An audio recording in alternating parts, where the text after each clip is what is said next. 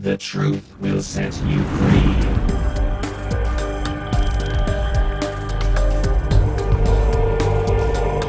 The truth will set you free. Hey guys, Paeter here from christiangeekcentral.com and Spirit Blade Productions.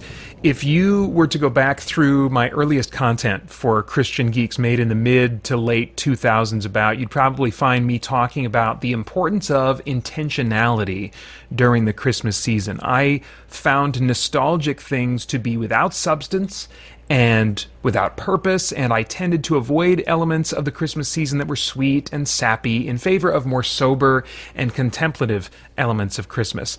Now, in some ways, I have definitely not changed. In fact, in the last 5 years, Christmas has become an even more sober and intentional time of year for me. I feel some of my deepest longings for God's presence, and I cry more often during the Christmas season than any other time of year.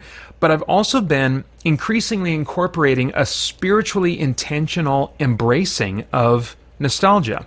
Now, certainly intentionally Christian Christmas elements have become more moving, like the lyrics of old Christmas carols that can be really rich, things like that. But even very secular Christmas songs about things like Santa and snowmen or Christmas candy have acquired this spiritual significance to me in surprising ways. Now, I have no nostalgia attached to Santa Claus in the typical sense. The first time I saw the movie The Polar Express, I kind of rolled my eyes at how serious they took believing in Santa Claus. Part of me still does. But at the end of that movie, spoilers if you haven't seen it, at the end of that movie, when the boy finally meets Santa Claus face to face, the first time I saw that, or maybe it was the second time, I found myself welling up with tears, and I was so confused about what I was feeling, and I thought, what in the world am I crying for? My parents told us from the start that Santa isn't real, and Holly and I have done the same thing with our boys, and so why in the world am I feeling so emotional when this boy meets Santa Claus? In the same way, now and then, I'll feel something stir up emotions in me as I listen to classic arrangements of secular Christmas songs from the 40s and 50s. And yet I know that the 40s and 50s were not some pure and magical time that I would really want to live in. They were decades filled with intense racism, traumatized soldiers who returned from war with undiagnosed PTSD that they brought into their family lives, and there were terribly broken homes and marriages that lived loveless, substanceless lives covered in a candy-coated shell to keep up appearances. So what in the world are these emotions of nostalgia about that I'm feeling?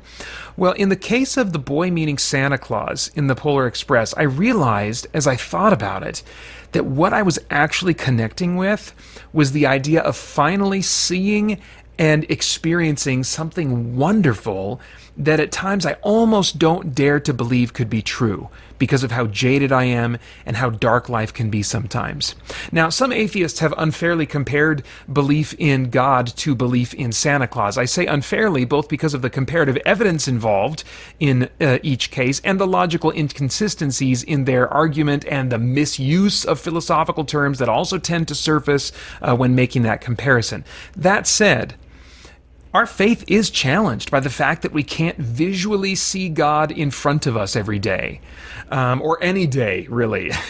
I would question those who have, The idea of a relationship with God is challenged by the fact that we can't audibly hear his voice or sit across the table from him at Starbucks. We talk about having a relationship with God, and it is, but let's be real, it's not a relationship in any sense of normal human relationships.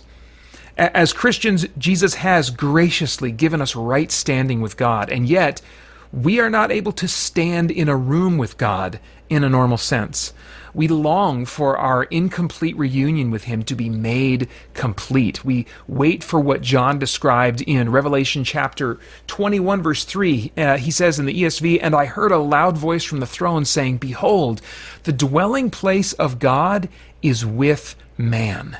He will dwell with them, and they will be his people, and God himself will be with them as their God.'"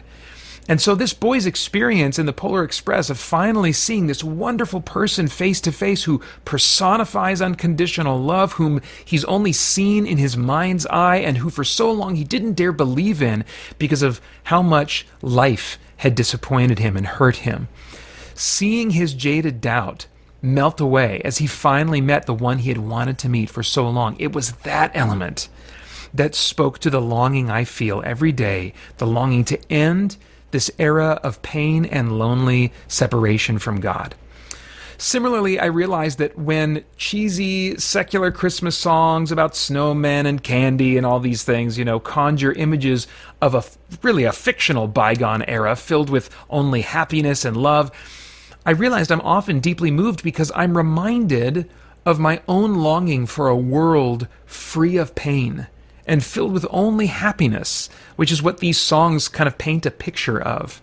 John gives us a glimpse of this too in Revelation 21:4.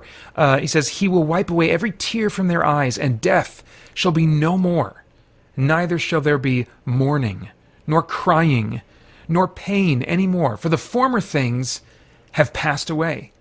And in one of my favorite verses, Psalm 16:11, it says, "You make known to me the path of life. In your presence there is fullness of joy.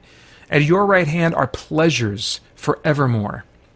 So, if like me you feel bittersweet emotions during the Christmas season at kind of odd times, and if you don't understand where those emotions are coming from, I'd invite you to consider that you may be feeling something God wants you to explore that will increase your longing to be with Him and help you give the perspective that He wants you to have about this life.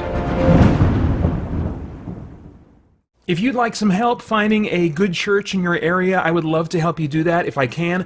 Online resources and communities are good supplements, but by nature they just can't speak to your particular situation like relationships in a local church can. The context for almost everything in the New Testament assumes that we're serving and building purposeful relationships in a local church. So whether you're in a church that just kind of lacks Bible-based intentionality or maybe not attending any church at all, if I can help you get connected to an authentic, compassionate, Bible-oriented church, I want to do that. You can email me at paeter@spiritblade.com, and we can look at some websites of churches in your area together.